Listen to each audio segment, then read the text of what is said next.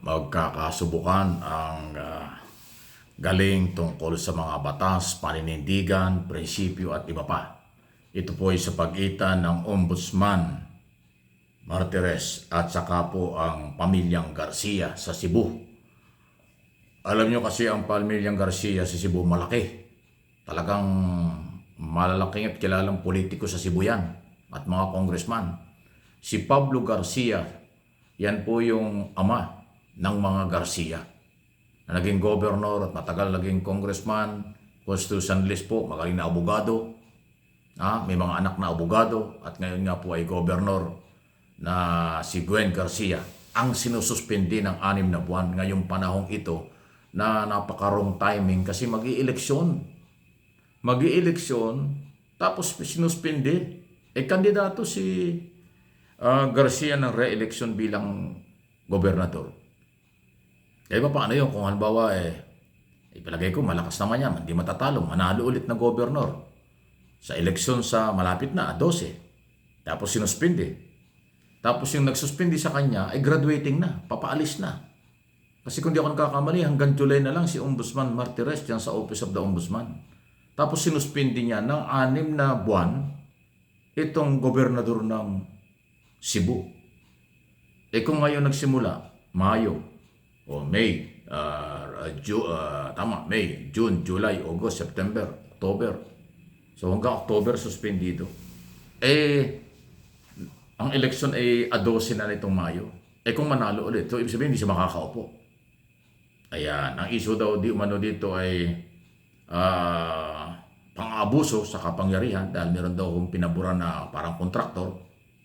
Well, karapatan ng ombudsman na mag-imbestiga. Kaya lang yung pagsuspende, baka hindi ko alam kung napapanahon. At kaya sabi ko magkakasubukan kasi malaking pamilya, malaking angkan ang Garcia sa Cebu. At paninindigan nila na sila'y walang ginawang mali. At posibleng kanilang panindigan na sila'y hinaharas lang ng Office of the Ombudsman kasi nga ang background, katulad ng aking nabanggit na sa ibang mga video, si Garcia po ay pro Bongbong Marcos. Maka Marcos administration niya. Dati sama sila kay Sara. Then nga ho pinanganak sa Cebu ang unity team between Duterte, Bongbong noon at Mayor Sara. At nanalo sila ng 2022 election. Yan ay dahil sa suporta rin ni Governor Garcia. Pero nung nagkahiwalay ng landas si Sara at mga Duterte at Marcos, ang mga Garcia nanatili tapat sa Marcos administration. Okay? Pero nung lumabas yung ganyang klaseng balita, ito naman, sinuspindi naman ng ombudsman na ang background, hindi ko sinabing may kinalaman ng mga Duterte, si Ombudsman Martires ay ini-appoint ni Duterte ng Duterte administration bilang ombudsman matapos magretiro as Associate Justice ng Supreme Court. Yan po yung background yan. So, patapos na yung 7th term kasi ang constitutional body, Office of the Ombudsman, hindi ho yan basta-basta natatanggal. Impeachable official yan kung mayroong problema. Kung wala, hintayin mo retirement yan. So by July, ngayong taong ito, ilang buwan na lang, tapos na. So yun nga yung pagtataka. Sinuspindi ng hanggang October si Governor Garcia, na kaalyado ni Pangulong Marcos. Tapos yung nagsuspindi sa kanya, ang term patapos na. Ngayon kung halimbawa sinuspindi niya si Garcia ng sabay sila hanggang July, di baka walang gaanong kulay. Ang ibig sabihin nito, aalis siya dyan sa opisina, si Ombudsman, pero yung sinuspindi niyang governor na kaalyado ng administrasyon, hanggang October. So medyo kakaiba ito. Kaya nga nag-react na ang Malacanang dyan. Due process.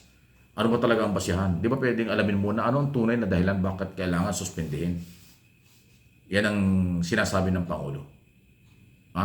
Bigyan ng parehas na pagtrato ng Office of the Ombudsman ang ating mga local official ngayong panahon ito, lalo na dahil mag-i-eleksyon. Yung mga incumbent governor at iba pang local official, napaka-sensitive ng kailang mga posisyon dahil mag-i-eleksyon nga. Kung sususpindihin mo, di mawawala yung kailang authority. Ayun ang dahilan. Ngayon, ayaw bumaba. Ang sabi po ng kampo ni Garcia, hindi sila bababa. Mananatili siyang gobernador. So, away ito. Ano inyong masasabi dyan?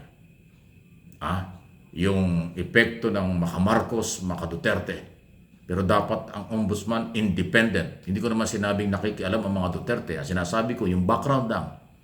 Ini-appoint ni Duterte si ombudsman nung panahon ng kanyang administrasyon na mag-i-expired na ngayon taong ito by July under Marcos administration. Okay? Ay mga taga Cebu, saan kayo maniniwala? Sa Office of the Ombudsman o sa mga Garcia family o kay Governor Gwen Garcia na naninindigan? Matapang po yan si Garcia. Naalala ko nung congressman yan kasi pabalik-balik din congressman yan. At governor, para yung kanyang ama. Fighter yan kung magtatanong yan sa mga public hearing sa Congress. Talagang direct to the point.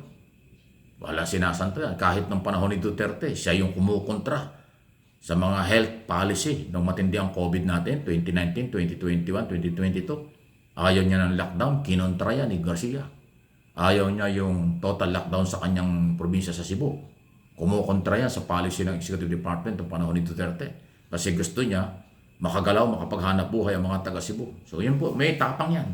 Matindi, kilala ko yan dahil kasi nagko-cover ako sa Congress dati.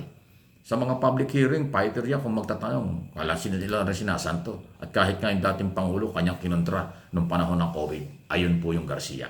Isa yan sa mga Garcia. Marami magkakapatid niya mga yan. Winston Garcia, yung dating GSIS, president manager ng chairman ng GSIS ng araw. Marami po, silang grupo yan. Okay? Any comment, reaction, malaya po kayo. Well, ito may bago. Salamat, sana nga dumating para malaman natin. Si Sara Duterte po ay haharap sa preliminary investigation at magsusumite ng kanyang sinumpaang salaysay para i-counter yung inciting to sedition at saka yung grave threat o pananakot na ipinail ng NBI at pinay sa DOJ at ngayon nasa prosecutor, National Prosecutor Service. Okay, sabi po ngayon ni Sara Duterte, haharap siya ng personal. Sana nga humarap siya. Kasi sa preliminary investigation, pwede siyang humarap, pwede hindi. Kung sabi niya haharap, di humarap siya at kanyang panumpaan niya, kanyang sinumpang salaysay para i-counter yung ipinail na reklamo ng NBI doon sa kanyang pagmumura, mga rally, na kung ano ng mga sinabi, at saka yung kanyang pag-uutos sa buhay ni Pangulong Marcos, First Lady Marcos, Araneta Marcos, at saka si Speaker. Yung po doon po nag-umpisa yung press conference noong November 23, 2024, in-interview niya yung ibang media at social media na inimbitahan na rin ng NBI at kinumpirma na si Sara yung nagsasalita, na nag-utos at meron siyang inutusan na kuhanin ang buhay ng Pangulo, First Lady at Speaker. Yun ang inciting to sedition. Kasi presidente yan At saka yung mga, basta marami po yung case build-up na ginawa ng NBI at DOJ, nandun na po ngayon sa Prosecutor's Office.